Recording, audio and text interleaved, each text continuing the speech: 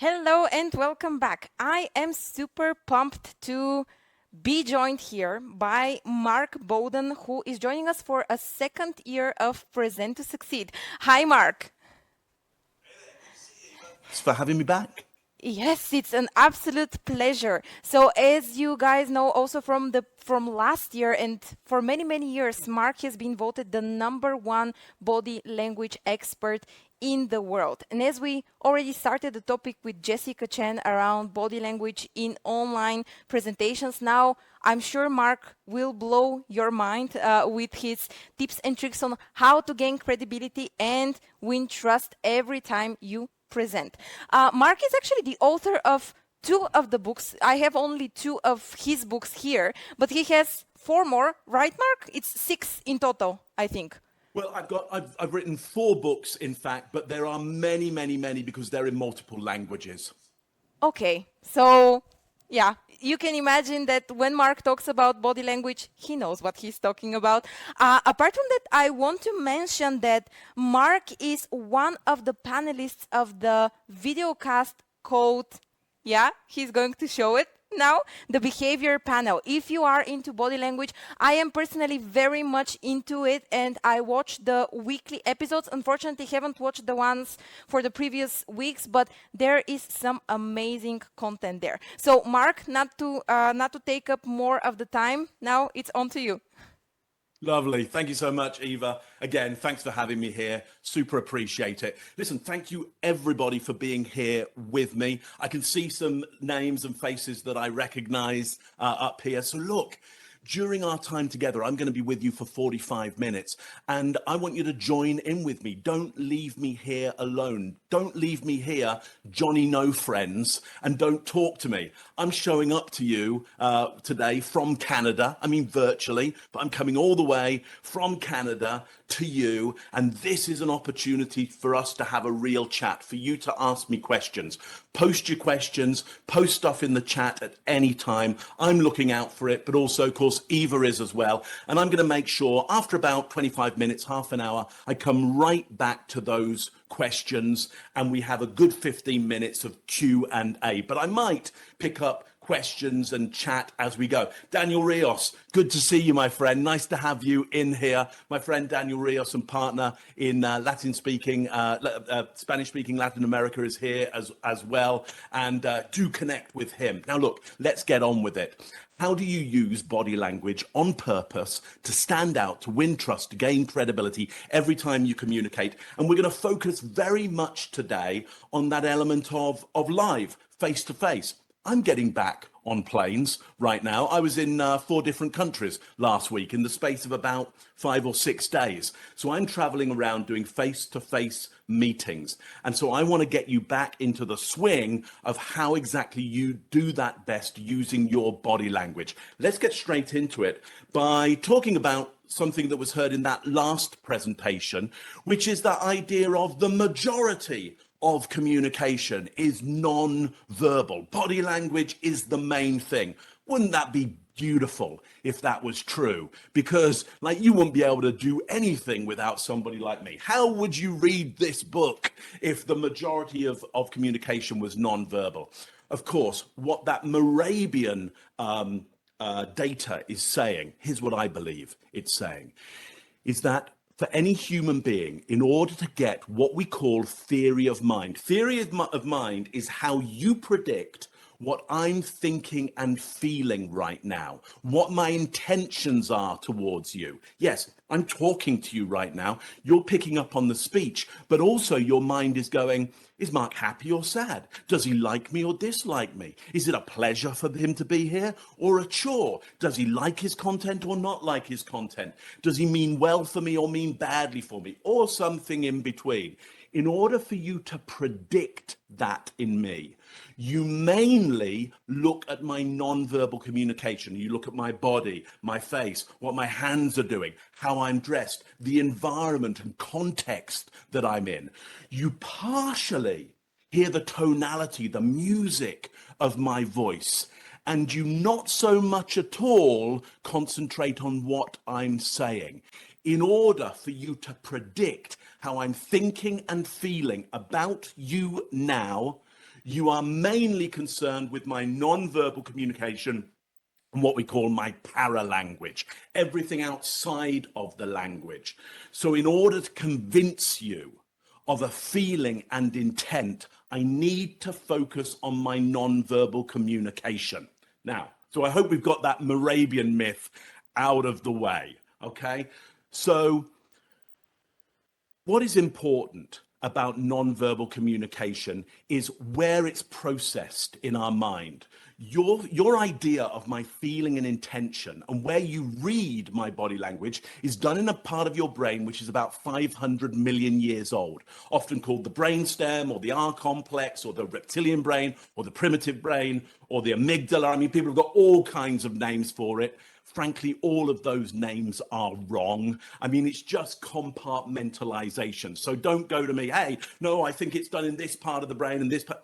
It's kind of done in all of the brain to an extent because it's all one brain, and that brain covers more of your body than you could possibly imagine. But that part of your brain has what we call heuristics to deal with my nonverbal communication. Let's just call them algorithms. It has simple processes to work out my feeling and intention. And here's what you need to know straight off. When insufficient data, your primitive brain defaults to negatives. When it is not getting enough information, it is not an optimist, it's a pessimist about me. The less of me that you can see, the less optimistic you will be about my feeling and intention towards you now. The less optimistic you will be about the quality of my content and its intention towards you now.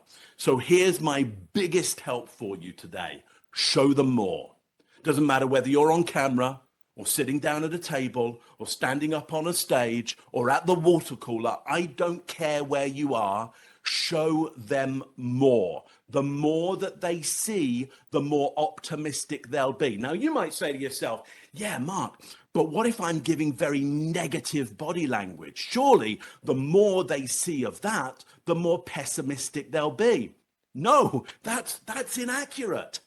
They will be more optimistic about their judgment about you. They'll feel better about themselves. Their instinct will go, well, I can see lots of this person and I can see lots of data that tells me that they have a bad intention towards me. I feel really confident in this interaction. I think I'm pretty smart. I think I've got this one, okay? Your main job when you present, I would suggest, is to make your audience more confident. Confident, beautiful Latin word, confides. It means with trust. They will trust you more if they see more of you, even if you're giving off terrible body language, really negative body language. They will actually trust you more because they see more of you. Now, you're right in going, hang on. What if you're competing against somebody who they can see more of and they're giving very positive body language? Well, yeah, of course, undoubtedly they win, okay? They win. But ultimately, if they're giving off positive body language, but nobody can see that body language, they lose. In a competition, they lose.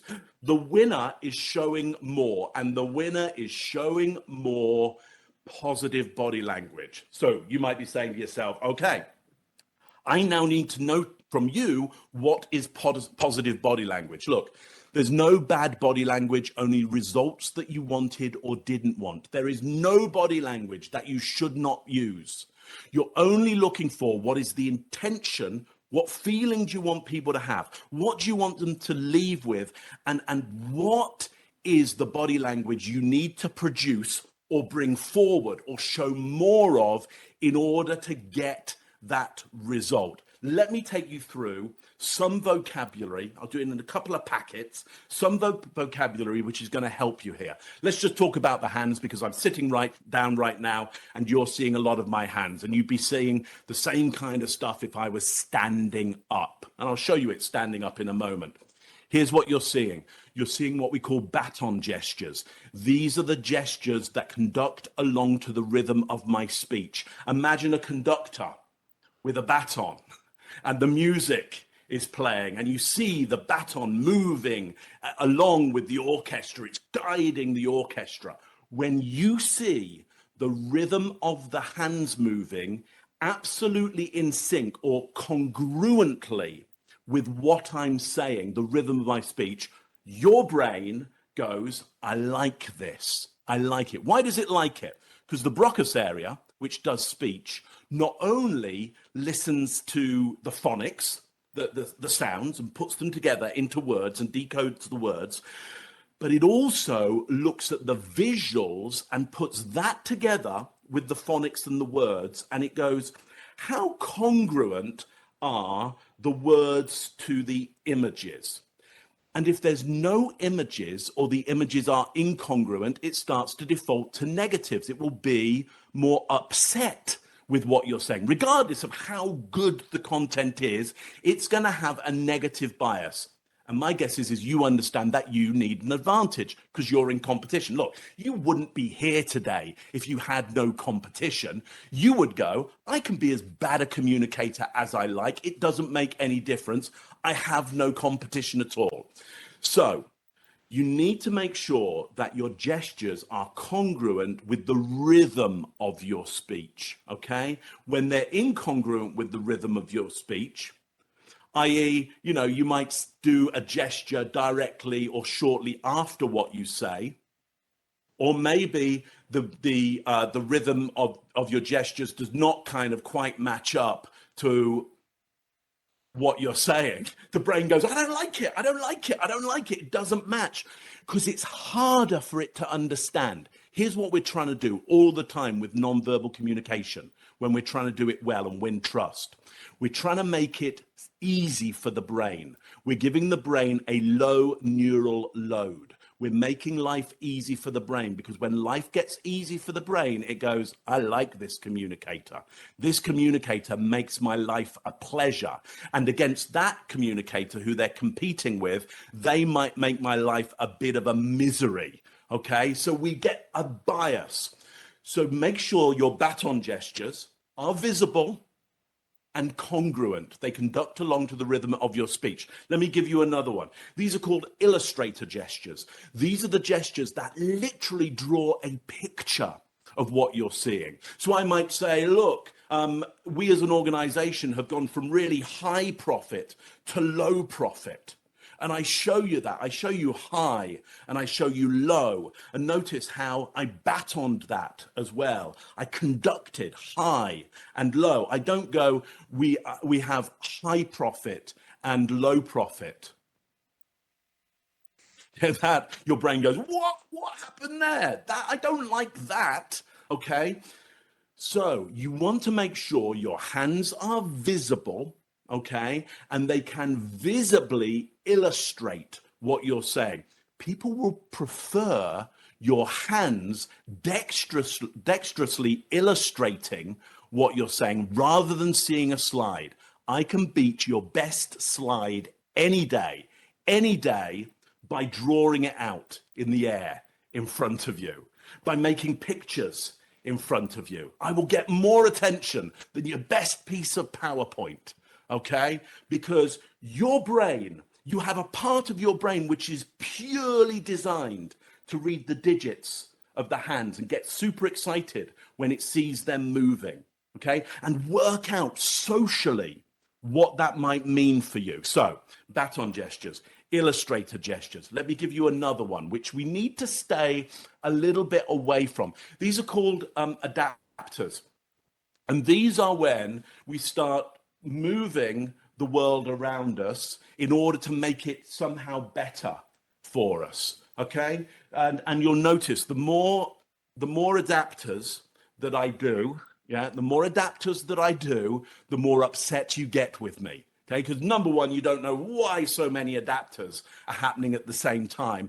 And also, if I start to make these adapters repetitive, okay, which I'm going to do now, I'm going to do repetitive adapting. Okay, suddenly, do you notice how your brain goes, what? Hang on, that's distracting, that's distracting. What's happening there? What's happening there? If my adapters were repetitive and they illustrated what I'm saying, or they were congruently batoning what I was saying, you'd be fine. It's when they start to look like self-soothing. I'm going to do an adapter right now, which is to just dust something from my cheek.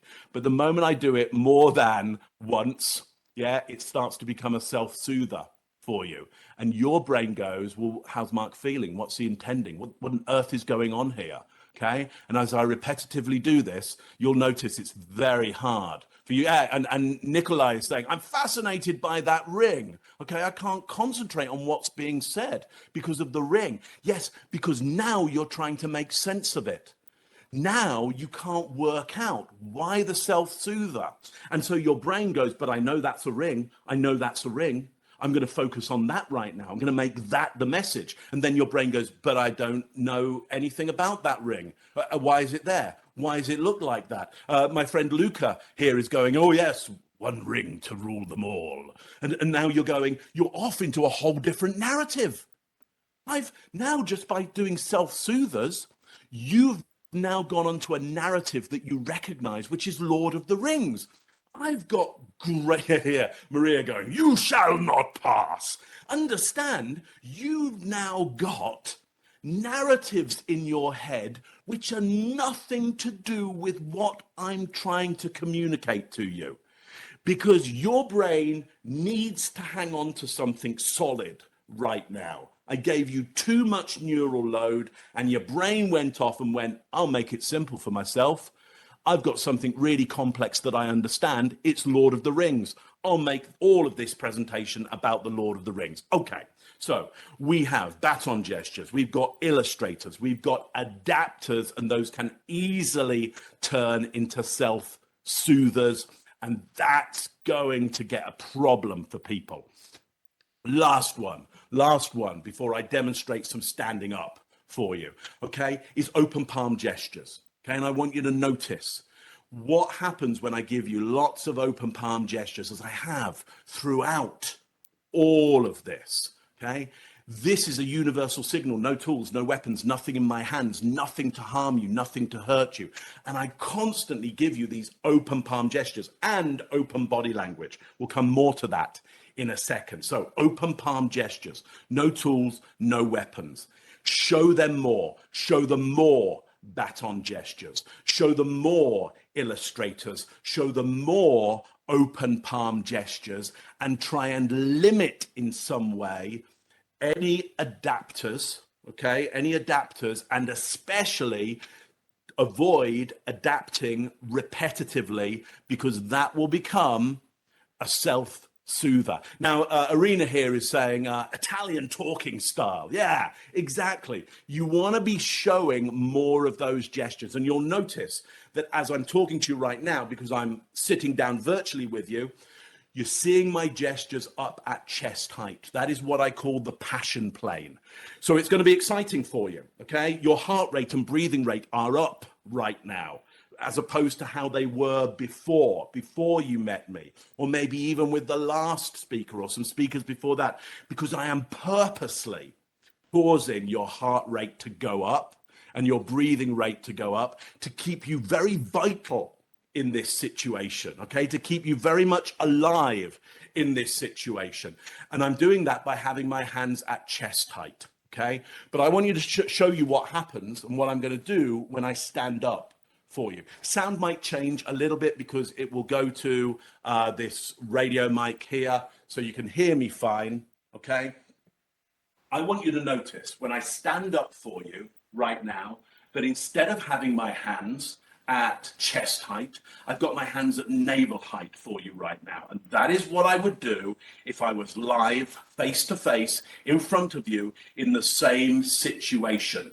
Because if I was live, face to face with you, yeah, in this situation, if I bring my hands up to chest height, yes, super exciting. And I know it works for you on camera, you know, because you need to know that I'm a real live human being here for you right now. You need that kind of vital energy. But if I do that for too long live, certainly if I'm close to you, you will start the fight and flight mechanism, because I will be too passionate, too close. There's a risk in that, okay? And so I need to bring my hands down to what I call the truth plane, okay? And show you open palm gestures at exactly navel height. Now, I want you to pay attention to this because the presenter before me, lovely presentation, by the way, loved it, really enjoyed it, okay, was saying, hey, you know, there was the question there of should we stand or should we sit? And she's absolutely right. I mean, there's no bad body language, just results that you wanted or didn't want, okay? Now, if I'm standing, yeah, let me just stand for you and deliver this presentation. And I'm going to kind of do what the image in that slide that the last presenter showed had, which is somebody standing, and I think one hand was in their pocket and the other hand was standing down by their side. This is the same presenter in front of you. What you have in front of you, voted for by my peers, is the #1 expert in my field in the world. I'm here to help you. You can trust me. And here I am standing. And this should be an advantage, shouldn't it? Yeah? But no, it's not, because you judge me based on the horizontal height that my hands are. If you take nothing else away today, show them more, okay, and be specific with the horizontal height at which you show the baton gestures, the illustrator gestures, yeah, any adapters and open palm gestures. Because look, I can do open palm gestures below my navel height here. What you have in front of you, voted for by my peers, is the #1 expert in my field in the world. I'm here to help you. You can trust me. Okay, let me give you some numbers. Last year, my company made $5 million in profit, which is a fantastic amount. I'm really pleased about that. Last year, my company made $5 million in profit, which is a fantastic amount. I'm really pleased about that. Last year, my company made $5 million in profit, which is a fantastic amount. I'm really pleased about that. Last year, my company made $5 million in profit, which is a fantastic amount. I'm really pleased about that. $5 million, $5 million, $5 million, $5 million. Which $5 million do you value most? Which $5 million do you appreciate most? Which $5 million are you most optimistic about when I give you that data? Because it's just data. $5 million is $5 million. Hey, the body language should not matter, but it does, because you do theory of mind, okay? What do you think of this $5 million? Put it in the chat there. What do you think of this $5 million? Okay? $5 million. What do you think of it? It's $5 million. You can check the accounts if you want. Would you check the accounts? How would you feel? How would you feel when you were checking the accounts? How would you feel when you were doing the due diligence around this $5 million? Okay? Think about that. Think about that. What about this $5 million? Last year, the company made $5 million in profit, which is a fantastic amount. I'm really pleased about that. Now, what do you think of that $5 million? It's very different, isn't it? My guess is you're already more optimistic about it. $5 million. What do you think about this $5 million? My guess is you're excited about it, but you think it's about 3.2, don't you? You think I'm exaggerating right now. Okay? The same $5 million, same set of accounts. I go up here and you think I'm exaggerating when I'm standing. Yeah, you think I'm exaggerating. Why? Because when hands go up to chest height, your heart rate goes up, your breathing rate goes up. You get excited. You project your excitement on me and you think the numbers are excited. You excite, you project, you excite me. Yeah, you do theory of mind and you go, Mark is excited. And then you go, Mark's numbers are excited as well. And it's the same numbers.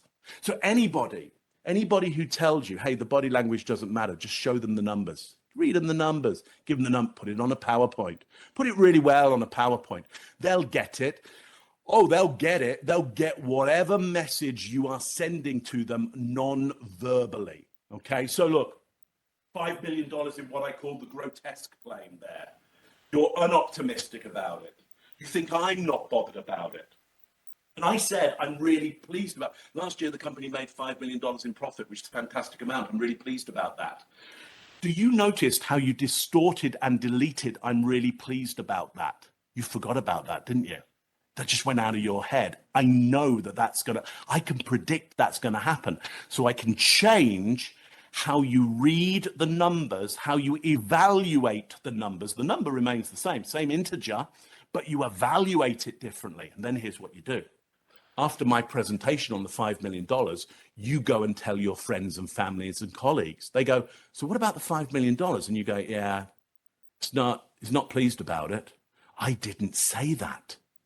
but you start translating it to other people. You deliver that message out. I can say one message verbally, and I can get you to distribute another one across multiple people on my command. Okay? You got to know that, because you want to be doing that on purpose. You would never want to do that by accident, because you can either have happy accidents. It's like, well, we just made millions. How? Total accident. I don't know how we did it. You'll never be able to replicate it. Or you'll destroy things by accident. You know, they write you a great message, you go and deliver it, and the whole company collapses. The share price tumbles. Why did that happen? I don't know. I delivered the message. Well, you delivered it like this. I mean, you stood up, you heard the presentation. Hey, stand up when you speak. There's a big advantage to it. Well, there is if you do the right stuff around it. There is if you do the right stuff. Okay. So $5 million. For this $5 million, you probably think is way more honest, way more optimistic, way more authentic. You're probably saying things like that. That's just transference of your feelings. Okay. Up here, more passionate. This is what we call closure or disclosure. You'll think I'm lying around here. By the way, when people are lying, they do not cover their mouth. Sometimes they do, sometimes they don't. They do all kinds of things. It's just this is insufficient data. And when insufficient data, you default to negatives. Look, you can hear it fine. I'll come close to the mic for you so you can really hear my words. Last year, my company made $5 million in profit, which is a fantastic amount. I'm really pleased about that. Last year, my company made $5 million in profit, which is a fantastic amount. I'm really pleased about that. $5 million, $5 million. You prefer one of the $5 million, don't you? Yeah? The one that you can see my lips moving. That's all. When insufficient data, you default to negatives. And your instinct wants it to be true, so it transfers that pessimism to everything that I'm saying. Okay, look. Here's what I want to leave you with before I go to your questions, because I hope we got some good Q&A coming in here. I can see some there, and Eva's given me the nod there, which is fantastic. And Eva, it's great to see you here, because Eva's a great audience. You know, I can see your chat here and your Q&A here, everybody out there. But Eva just does a great job of being a great. By the way, listen, any presentation that you do, okay, try if you can to get somebody in your audience, okay, who is a great partner and will show you lots of really good, clear, non-verbal indicators of you're doing a great job, keep on going, okay, because Eva is a great partner on that, of giving really good, strong, clear, non-verbal information of this is great, I'm really enjoying this, because other than that, I'm looking into darkness, the abyss, at you right now. And what happens is when we look into that abyss and there's no social contact, the brain goes, well, who are you talking to? Like, what are you doing here? This is bizarre. It's the same on stage. When those bright lights are in your face there, you look out into that abyss and your brain goes, there's nobody there. Yeah. I can't see anybody, or there are people there, but I can't see them. Insufficient data, default to negatives. They all hate me. They think I'm terrible. I'm awful at this. And that's when you get catastrophes around how you're coming across. It's because you can't see people. Stick somebody at the front, right at the front, who's a friend, okay? Don't look at them all the time, but just clock them now and again to see how, and they'll be doing great nonverbal communication for you.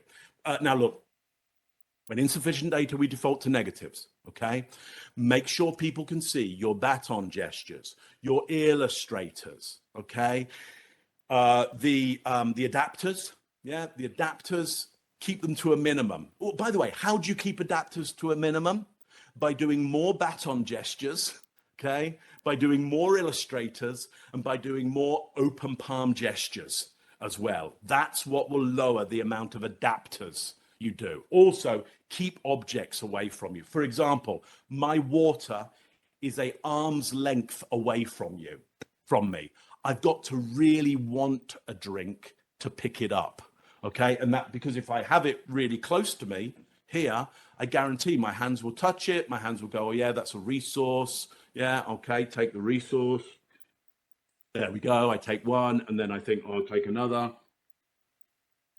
And very soon it's a self-soother, okay? So I keep those things a distance away from me. Here's another little secret for you. Because I keep them a distance away from me, if I was live with you in the same room right now, if I went to do that adapter, okay, and get water, you would see me take up territory. Yeah, you would see a big piece of open body language, and your brain would go, there's the leader. Because look, he takes up territory. He takes up space. I don't take up anybody else's territory, by the way. I'm not an invader. Okay, I'm not walking into somebody else's country around this. I'm just taking up the territory that is mine. Okay, I'm pushing my resources out to the outer limits of that, so that when I pick something up, you see big open body language there.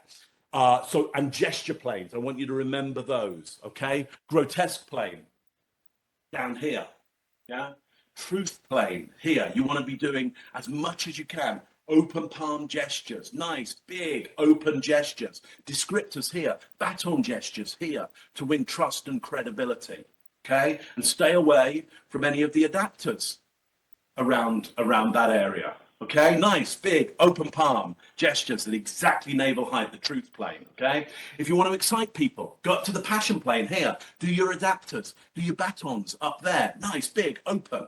Okay, potentially stay away from closure and disclosure because it will distract people, because they will go to insufficient data if you start to cover your mouth area. We don't mind gestures up at closure and disclosure so long as they frame the mouth and don't cover the mouth. Every time somebody has said to me, oh, you know, they say, well, first of all, they start off with they say, and I think, who are they?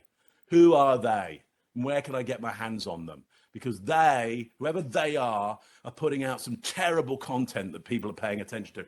Well, they say if you use your hands, you're distracting. What nonsense. What utter nonsense. We have a part of our brain which is only designed to move the hands and also detect what that might mean. Okay, and just as Via, I think it is, Demova is saying here, well, gestures can be cultural. Absolutely. Okay, let me just talk about that, and then Eva, I'm going to get you back in. Okay, here's what culture does. Culture amplifies or suppresses the stuff that we all do. Okay, it amplifies or suppresses the stuff that we all do. So you will say to yourself, oh, you know, in that country, they don't ever X. It's like, yes, they do. It's just, it's so small, you can't see it because your radar is switched on to seeing that particular thing big and proud or in a certain situation. And they don't do it in that situation. They haven't invited you to the place where that happens a lot. Okay. So everybody does most all and everything, but culture amplifies or suppresses it or puts it in a different place or causes some people to do it more than others, or you don't get invited to the places, the times, the moments where they do more of that. Okay? Look, Eva, let's get you in. And what are the thoughts? What are the questions? Bring them to me, please. So a lot of questions came in, and I'm watching them by popularity. So the first one Lovely. actually comes from Charles. So how do you know when you might be gesturing too much? I feel like the audience might find too much gesturing a distraction from the speech. Yeah. So look, here will be well, first of all, check in with people. Check in with people. Like, how are you doing? How's it going for you? Like, I'm constantly reading this chat. Yeah. And if anything starts to come up like, what on earth is he talking about? I'm confused. If I'm seeing other stuff other than, you know, excellent, I like this. Oh, you know, people having ideas. Like in the chat here, there's people having ideas on top of my ideas. So here's what I'm suspecting from that. They're getting enough of what I'm saying that they can come up with their own better thinking. Okay. What I'm trying to do is cause you out there in the audience to think better about body language than you ever have before. Okay. I'm not here to teach you about stuff. I'm here to cause your brain to teach itself at a much higher level. So long as I'm getting that kind of coming back. Look, I can't get everybody. Okay, I'm not a magician. Yeah. Remember, in most democracies, to get a majority, you only need 43.5% of the populace. Okay? You don't need everybody to have a majority. Okay, a majority isn't more than 50% in any democracy that I've ever come across. Okay, a majority is just 43.5% people thinking the same thing. Okay, and the others scattered. Okay, if I can get 43.5 of you like into thinking along the same lines, and most importantly, adding your thoughts on top, I think I'm doing the right thing. But I'm checking in with you. If I was live with you, I would keep stopping every now and again and going, hey, so give me some feedback. What do you think of this? Like, what do you think? Okay. And I'd be checking in. I wouldn't be saying, am I being distracting? Am I gesturing too much? Yeah. I'd be checking on the result. Do you get it? Are you thinking smarter than you were thinking before? Are you coming up with ideas that I hadn't even told you? The moment I see people coming up with ideas that I haven't even mentioned, it's like, yeah, this is working. Their brain is working smart now. They're being creative. They're putting together things. It's what we call intelligence, okay? I give you information, okay? But then you put the information together and you make something else. That's intelligence. Intelligence isn't just receiving information. That's why computers at the moment are not intelligent. They can take the information, or many computers, most at the moment, can take the information and do what they're told with it, but they can't take the information, put it together, and come up with something that they were never told. That's true intelligence. Anyway, hope that answers that question to some extent. Eva, what's our next question? What do you got? So another one is, how do you decide the right balance between natural versus intentional body languages? What are the decision factors besides the event's formality? Yeah, lovely. Okay, so I would do that based on what is my intention and what is my natural way of being. If my intention is to excite people, like I just want to get you excited, but my body language naturally is maybe not up in the passion plane, okay? Because by the way, you are not going to get people excited down here. You'll disturb them. Like I can fill this with lots of energy. Let me just fill down here with lots of energy for you. Okay, I'm going to fill this with lots of tension and excitement. Okay, but I'm not going to bring my hands up to chest height. Okay, do you feel the passion? Okay, or does it start to look angry to you? Does it start to look threatening? Okay, you don't like it, do you?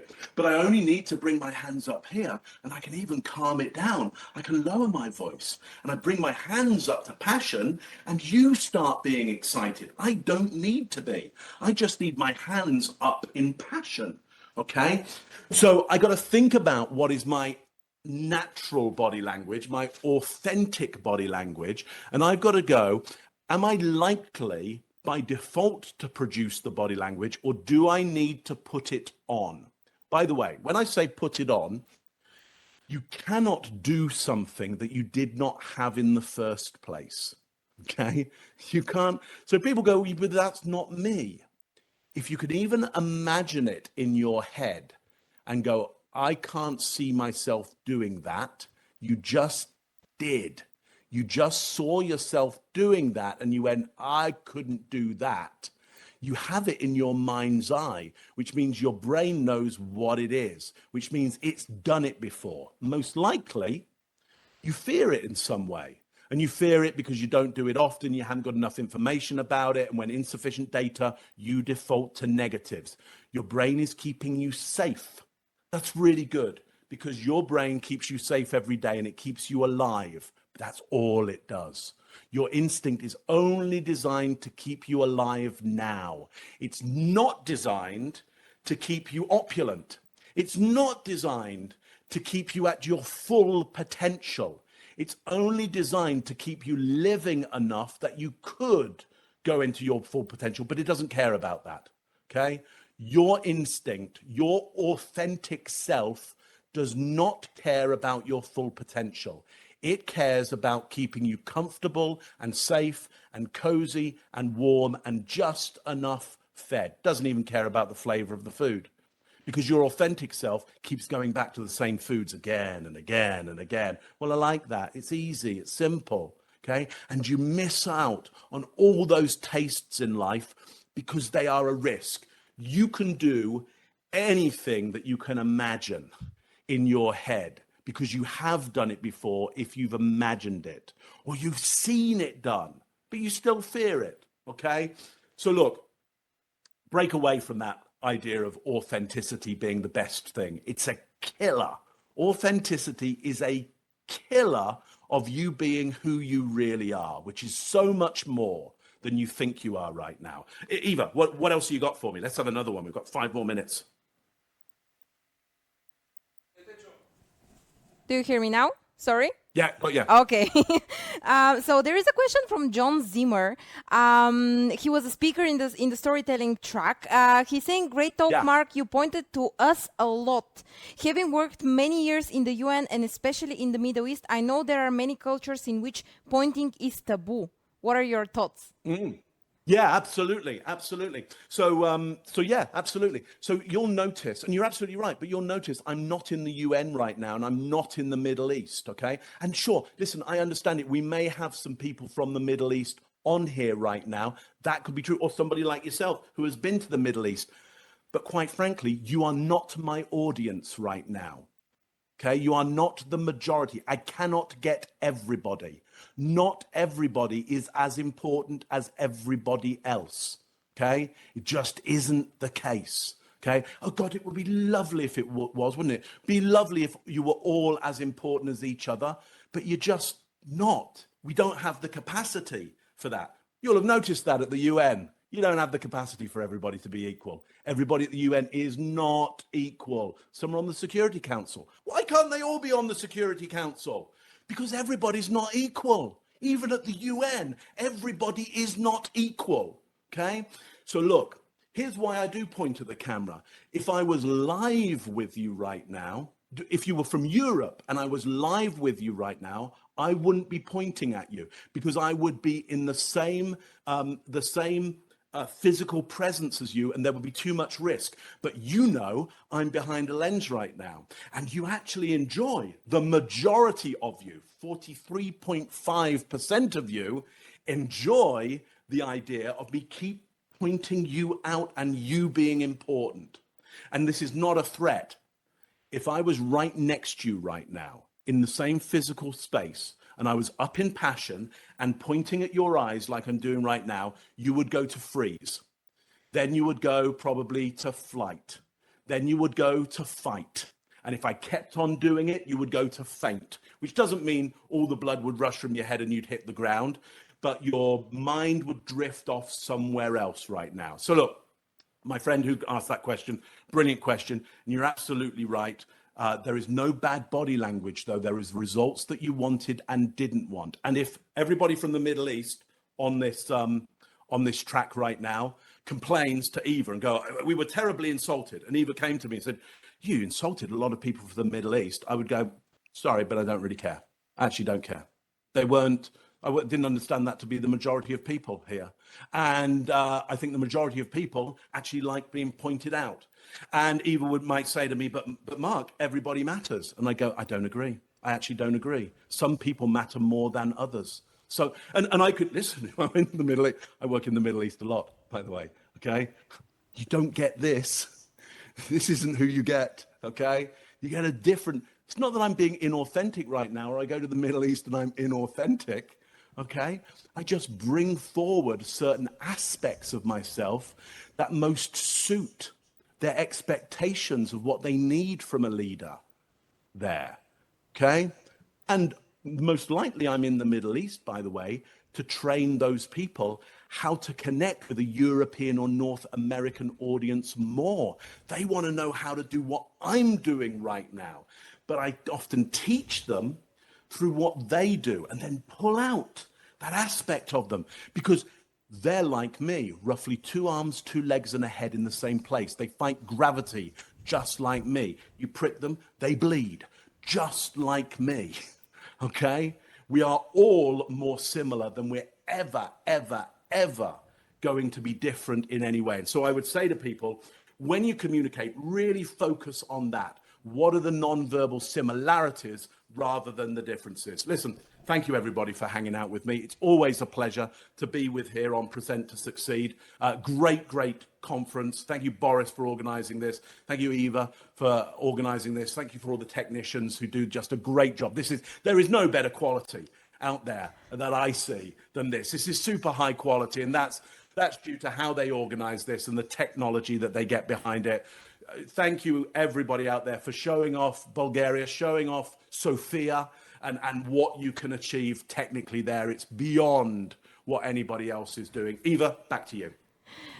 Wow, I mean, thank you so much, Mark. There is so much action going on in the chat. I'm not even able to go through it. I mean, I know you probably will be staying afterwards, so feel free to connect with everyone who wants. I left a few questions unanswered in the Q&A section, so if you want to go and take a look at those, I think there are 3 or 4 of them. If you have the time, of course. Unfortunately, we won't be able to go for more because we need to prepare ourselves for the next session.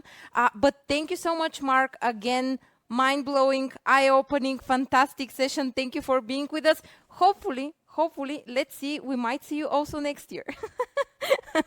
We'll be in touch next week. Thank you so much, Mark. Again, it was truly a pleasure.